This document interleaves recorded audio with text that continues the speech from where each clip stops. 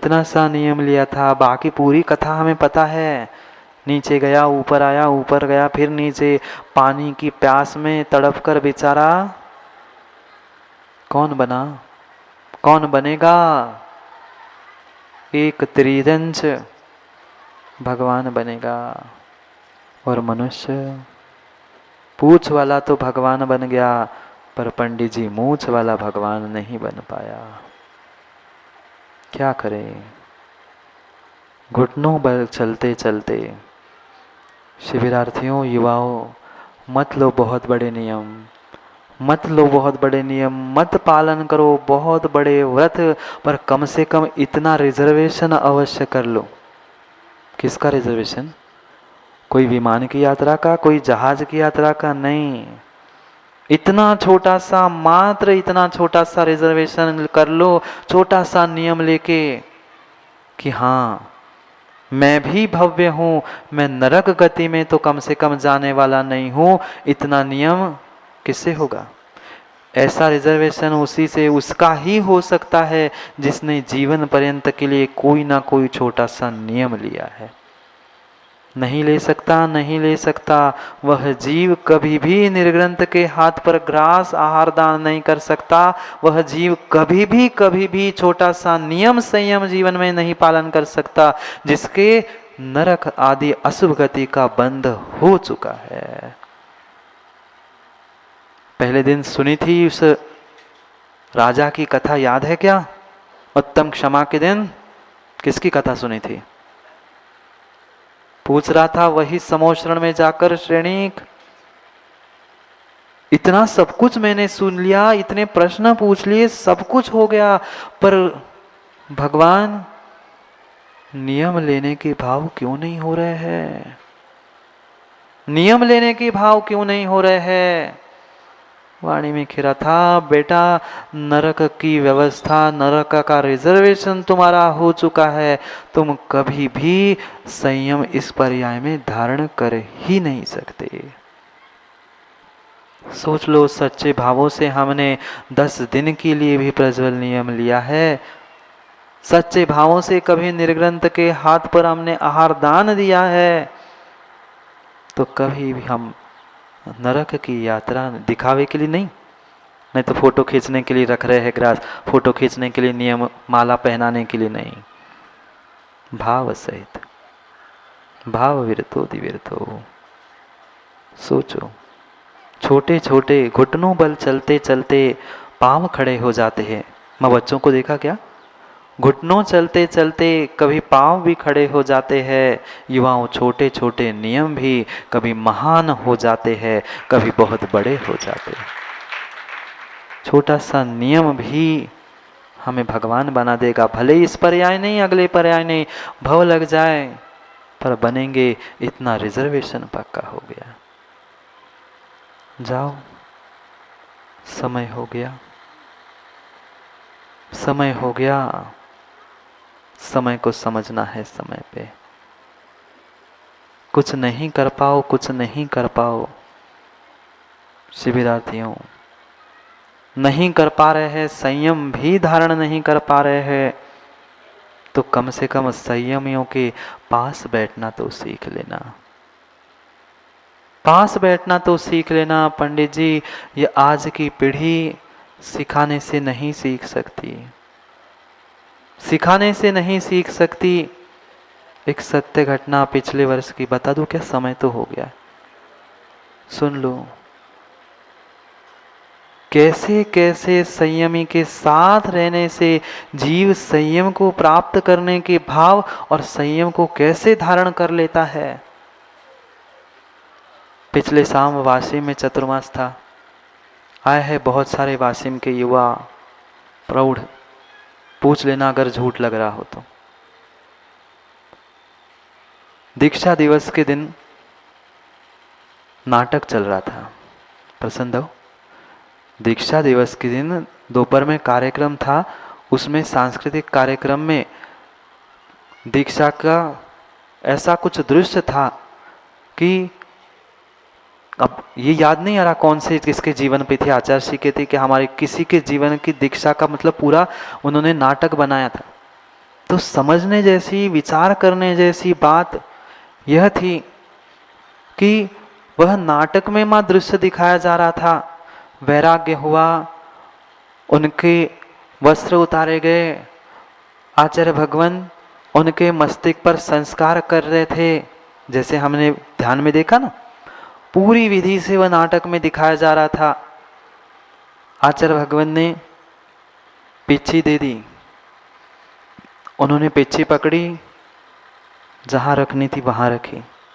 पंडित जी समझना, कितने साल के, जो युवा कभी मंदिर में दर्शन करने नहीं जाते थे, देव शास्त्र गुरु क्या होते हैं उन्हें कुछ भी नहीं पता था, पर लगभग 3-3.5 महीने का सानिध्य। पिच्छी तो ठीक है, पिच्छी के बाद कमंडल दिया जाता है, देखा कभी आप लोगों ने दीक्षा? पिच्छी के बाद कमंडल भेंट किया जाता है। उन युवाओं ने हाथ में कमंडल लिया, हाथ में कमंडल लिया। हम होते और कोई होता तो पकड़ के धड़ाम के रख देता, उसे लगता था ये नाटक ही तो है, कौन देख रहा है। पर उसने जैसे ही पिच्छी उस कमंडल को हाथ में लिया, बगल में रखी पिच्छी उसने उठाई, बगल में मार्जिन किया और धीरे से उस कमंडल को रख दिया। देख के सबके आंखें और सबके भाव गदगद हो गए। देखा था क्या गोलू? तुम तो खड़े थे कैमरा लेके। कुछ नहीं समझाया था, ना महाराज ने समझाया था, ना उनके डायरेक्टर ने समझाया था। बाद में आके कहते महाराज जी हमने तो ये सीन बताया नहीं था, हमने तो बताया था पिच्छी कमंड मिलेंगे रख लेना। ये किसने सिखाया माँ? किसने सिखाया? किसने सिखाया? नियम व्रत संयम देने के पीछे मत पड़ना। कुछ समय के लिए अपने बच्चों को मात्र संयमी के महाव्रती के पास छोड़ देना, वो सब कुछ जीवन जीने की कला कुछ क्षण में सीख ले। कुछ नहीं सिखाया था, कुछ नहीं सिखाया था। तुलसी संगत साधु की समय हो गया है।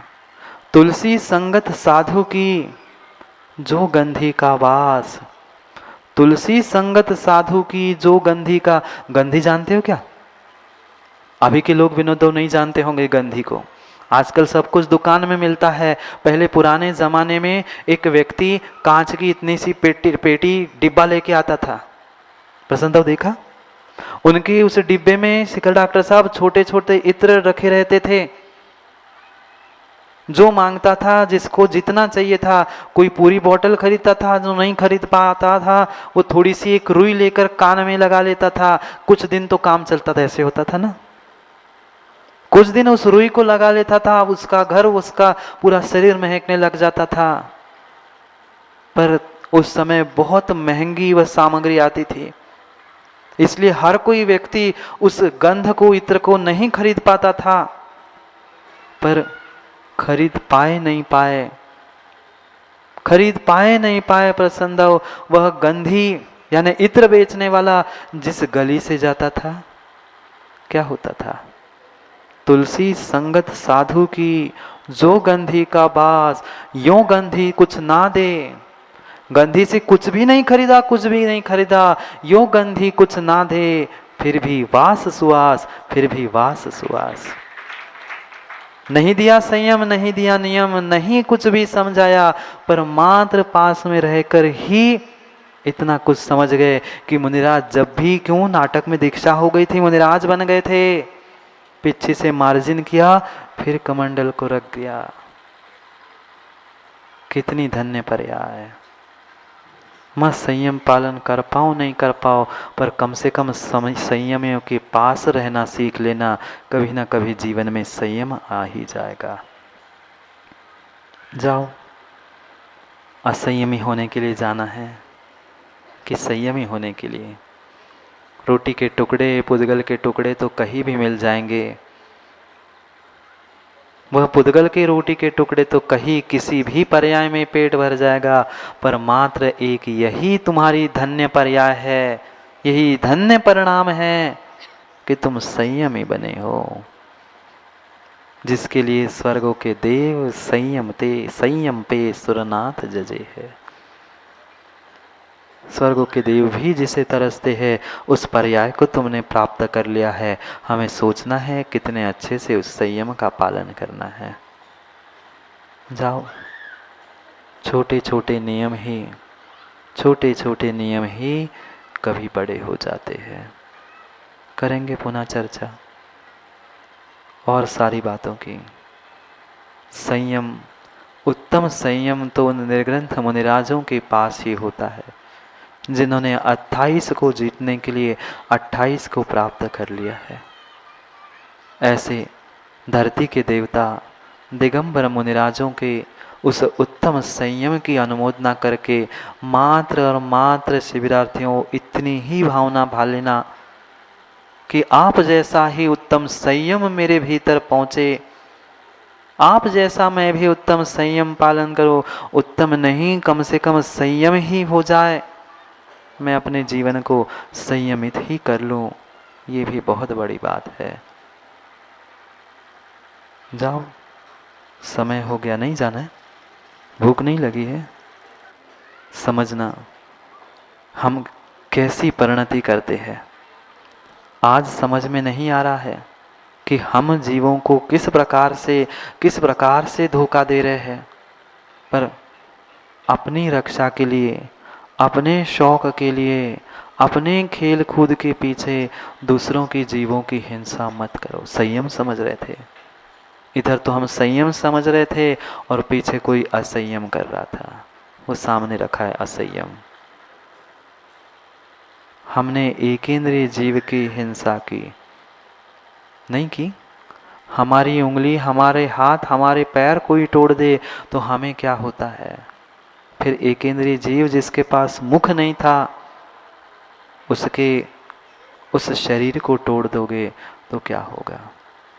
अभी कुछ भी समझ में नहीं आएगा। पुण्य की सत्ता में समझ में तभी आएगा जब नरक में जाओगे।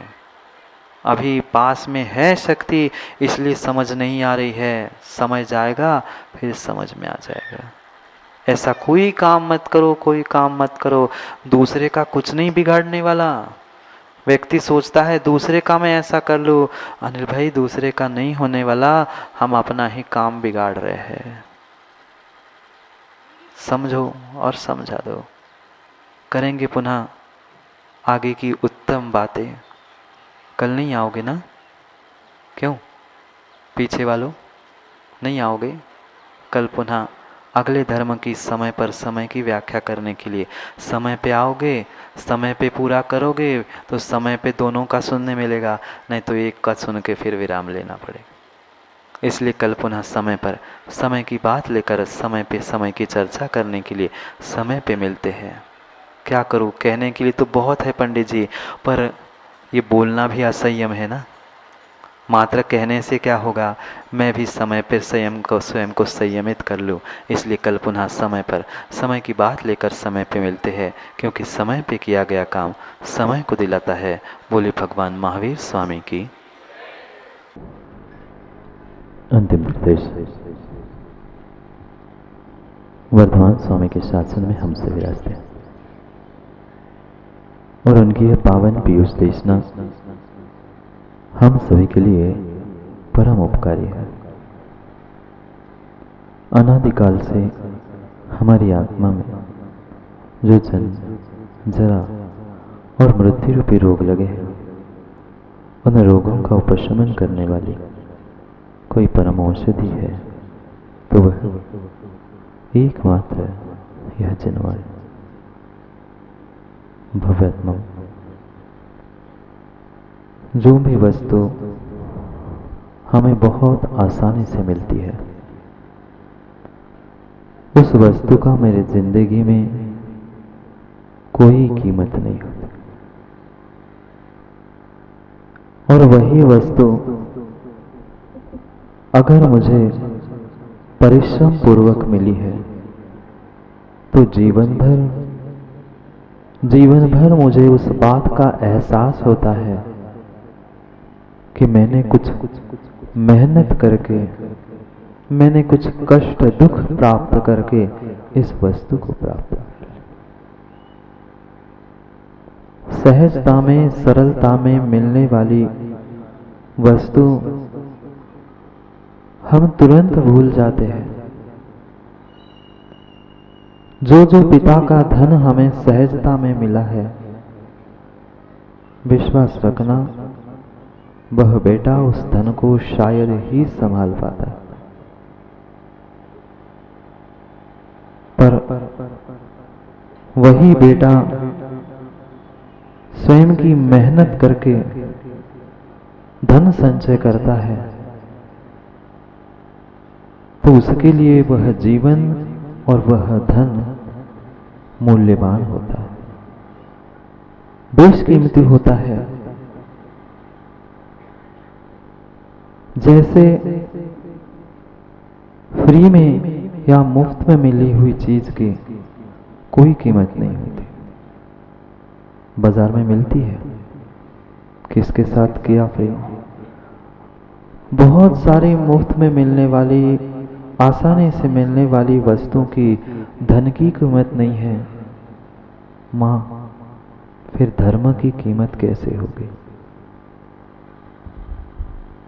नहीं हो सकती।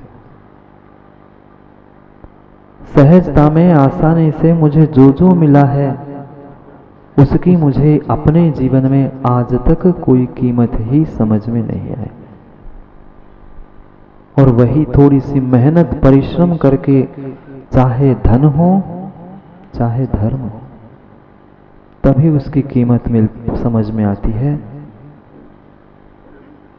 दोनों का मूल्य है, दोनों भी मूल्यवान, दोनों भी मूल्यहीन है। नहीं आकी जा सकती उस धन की, उस सामग्री की, उस धर्म की, उस साधनों की कीमत नहीं आकी जा सकती जिसको हमने मेहनत करके प्राप्त किया है। और पंडित जी, उसकी भी कीमत नहीं होती जो फ्री में मिली। दोनों भी मूल्यहीन हैं। एक मूल्यहीन बेशकीमती के अर्थ में है और एक मूल्यहीन कौड़ी के दाम भी नहीं है। जो मेहनत करके, पुरुषार्थ करके, परिश्रम करके धन, संपत्ति, धर्म, साधन भी मिले हैं,